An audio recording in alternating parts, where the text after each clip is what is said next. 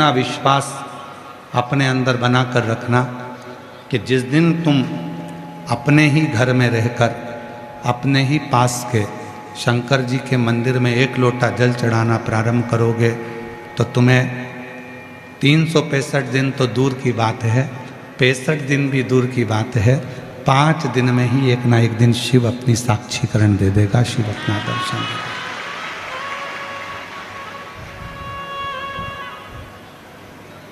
वो असली स्वरूप में मेरा भोले बाबा कभी नहीं आता। मेरा शंकर, तुम सोचो कि अपने स्वरूप में गले में नाक पहनकर, मृगछाला पहनकर, जटा बांधकर, चंद्रमा लगाकर, गंगा सिर पर रखकर आ जाएगा तो नहीं आ सकता, बिल्कुल नहीं है।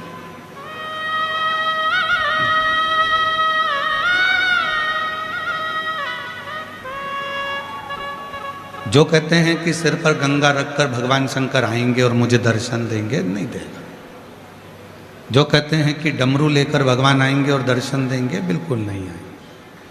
कोई कह दे कि सांप गले में पहनकर भगवान आएंगे और मुझे दर्शन देंगे, नहीं देगा। दर्शन कैसे देगा?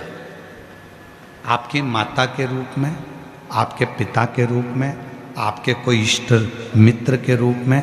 जब दुख की घड़ी में तुम घिरे होगे तब वो तुम्हारा अपना रिश्तेदार बनकर, तुम्हारा अपना परिवार का व्यक्ति बनकर तुम्हारे पास आएगा और तुम्हारी सहायता कर जाएगा।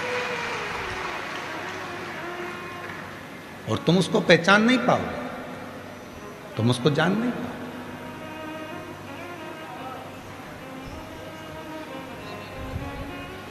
जैसे जीते जी अपने माँ बाप को नहीं पहचान पाते, जैसे जीते जी अपनी पत्नी को, अपने पति को, अपने रिश्तों को नहीं जान पाते, उसी तरह तुम परमात्मा को नहीं पहचान पाते।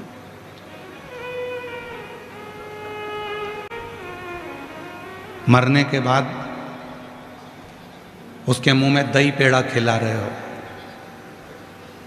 मरने के बाद उसके पसंद की गुलाब जामुन बनवा रहे हो, मरने के बाद उसके लिए खीर बनवा रहे हो। अगर वो जिंदा था और उसको जीते जी ही मत गुलाब जामुन खिलाते, मत खीर खिलाते, पर प्रेम से मीठी वाणी बोल देते, तो भी वो आशीर्वाद देकर चला जाता। हमने उस परमात्मा को केवल मूर्ति में ढूंढा, हमने उसको सहजता में ढूंढा नहीं।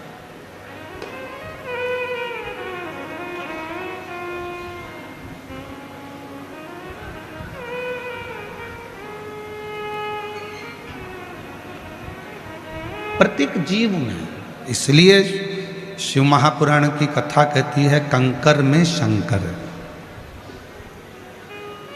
ये जो शब्द निकला है कंकर में शंकर है, ये पहले लोग नहीं निकालते थे। अब दुनिया के लोगों को समझ में आ गया कि कंकर में शंकर है। आप कहीं पर भी बैठकर एक कंकर उठाकर भी उसको शिव मानकर उससे अपने दिल की बात कहते हो तो वो सुन लेता है, वो सुनता है। कंकर में शंकर, प्रत्येक जीव में परमात्मा, प्रत्येक जीव। हमारे निखिलेश जी एक भजन की लाइन बड़ी सुंदर गुनगुनाते हैं कि फूलों में ढूंढा तुझे, फूलों में ढूंढा तुझे, माला में पावे, फूलों में ढूंढा तुझे, कलियों में पावे, और फूलों की खुशबू में भोले बाबा का ठिकाना है। हम जगत में उसको ढूंढ रहे हैं, हम हर जगह पर उसको जाकर ढूंढ रहे हैं, पर उसका ठिकाना तो खुशबू में है, सुगंध में।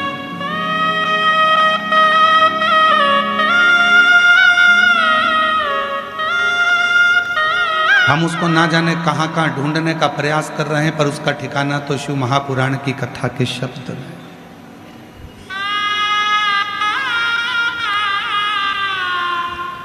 जो लोग सीहोर आते हैं कंकर शंकर की पूजन करने के लिए, रुद्राक्ष लेने के लिए, हम उनसे एक बात कहते हैं, यहाँ से लेकर जाना तो दिल से लेकर जाना, ये समझ कर लेकर जाना कि तुम्हारा शिव तुम्हारे साथ जा रहा और तुम्हारा दुख हरने के लिए जा रहा, तुम्हारी तकलीफ हरने के लिए जा रहा, तुम्हारा कष्ट हरने के लिए। यहाँ कई माताएं ऐसी बैठी हैं जो अपने साथ में कंकर शंकर को लेकर चलती हैं। कई बैठी होंगी जिनकी प्लेट में कटोरी में कंकर शंकर विराजमान। कई माताएं, कई भाई, कई जीजी, कई जीजा, कई बेटियां, कई बेटा, कई मेरे बुजुर्ग माँ बाप ऐसे बैठे हैं जिनके गले में रुद्राक्ष पड़ा हुआ है। एक रुद्राक्ष उसके गले में पड़ा है, उसको क्या लगता है कि मेरे गले में रुद्राक्ष है। पर शिव महापुराण की अगर विद्येश्वर संहिता को पढ़ा जाए तो स्वयं शंकर पार्वती जी से कहते हैं कि ये रुद्राक्ष नहीं है, ये मेरा स्वरूप है, और जिसके गले में रहता हूँ उसकी रक्षा का भार मेरे ऊपर रहता है, उसकी रक्षा का भार मेरे ऊपर। ये केवल रुद्राक्ष नहीं है, ये मेरा प्रतिबिंब स्वरूप है, ये मेरा स्वरूप।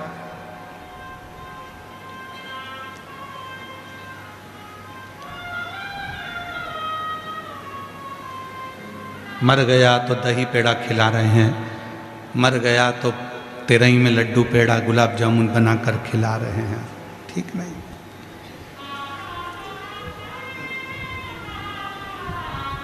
मर गया तो अस्थि की पूजन करी जा रही है, राख को भी पूजा जा रहा है। पर जिंदा था तो क्यों नहीं पूजा, जीवित था तो सम्मान क्यों नहीं दिया। कभी प्यासे को पानी पिलाया नहीं, फिर अमृत पिलाने से क्या फायदा। कभी गिरते हुए को उठाया नहीं, बाद आंसू बहाने से क्या फायदा। फिर बाद में नेत्रों से नीर बहाओ कि मैंने छोड़ दिया। जैसे जयपुर की इस पवित्र धरा पर शिव महापुराण की कथा चल रही है। आज कथा का छठा दिवस है। कल कथा सवेरे 8 बजे से 11 बजे तक जयपुर के इस पंडाल में हो जाएगी। टीवी पर 2 बजे से 5 बजे तक आएगी। कथा विराम हो जाएगी और कई लोग जयपुर के और आसपास क्षेत्र के बाद में पछतावा करेंगे, अपने पास में कथा हुई, झोली भरकर मैं लेकर नहीं आ सकी, मेरा शिव आया था, अपने मन की बात कह ना सकी, बाद में पछतावा, आज नहीं।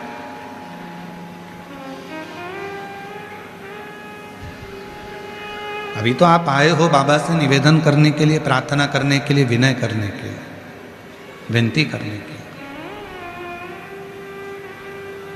और उसको अपने दिल की बात करने के लिए, अपने मन का भाव, अपने मन का विचार करने के लिए।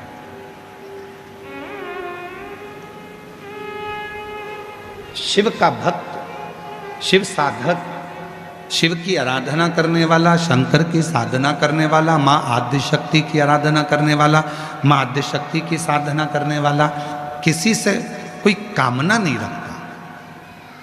कामना रखेगा जो भगवान शंकर का भजन करने वाला है, जो भगवान शंकर की साधना करने वाला है, जो भगवान शंकर का स्मरण करने वाला है, वो इंसान से कोई कामना नहीं रखता, वो भगवान से कामना रखता, वो शिव से कामना रखता। जो देगा तो मेरा भोले बाबा ही देगा, जो देगा तो मेरा शिव ही देगा, जो देगा तो मेरा शंकर ही देगा। रिश्तेदार नातेदार को कौन दे रहा है? वो ही दे रहा है। एक सुंदर प्रसंग है शिव महापुराण का, बहुत सुंदर प्रसंग।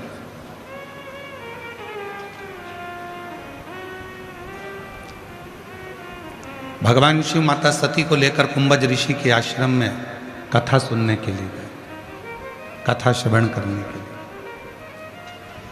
कुंभज बाबा के यहाँ जब कथा सुनने के लिए गए और कुंभज ऋषि के यहाँ जब बैठकर कथा श्रवण कर रहे थे तो माँ सती के मन में ये भाव उत्पन्न हो रहा था कि मेरे पति विवाह करने के बाद उनको तो मुझे कहीं घुमाने ले जाना था, कहीं भ्रमण करने ले जाना था, पर मेरे पति मुझे विवाह करने के बाद केवल कथा सुनाने के लिए लेकर आए। जो नियम भगवान शंकर ने सतयुग में प्रारंभ करा था, वो नियम आज तक संसार में चल रहा है। और मुझे उम्मीद है